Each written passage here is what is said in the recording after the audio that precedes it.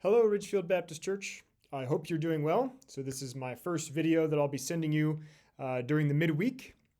And today I just want to share with you a verse that has meant a lot to me recently. And that verse is Psalm 90, verse 1. Now, if you're like me, whenever you hear of Psalms, you probably think about King David. King David wrote many of the Psalms. He wrote about 73 out of the 150 Psalms, so that's quite a lot, but he did not write Psalm 90. The superscript tells us that it is a psalm of Moses, the man of God.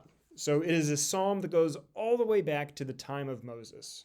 And what is this first verse in Moses' psalm? It says, "Lord, you have been our dwelling place."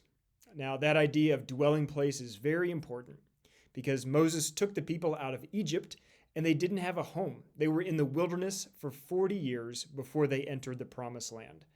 But it's important to know that the promised land was never really their true possession. Later in Israel's history, they went into exile. They were prisoners and slaves in a foreign land.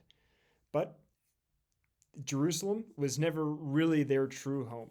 Their true dwelling place was with the Lord. So just imagine God being like your house. That's where you sleep, it's where you rest, it's where you find security and shelter. Or it's like being your country. You dwell in the United States, so you have an identity, you have a connection with being American, but actually our ultimate connection is with the Lord.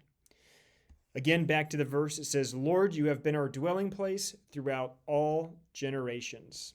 Well, generations is a big word, but it just means all the ages. Christianity is not just for our grandparents and our great-grandparents, it is for us and for our children and for the children who are not yet born.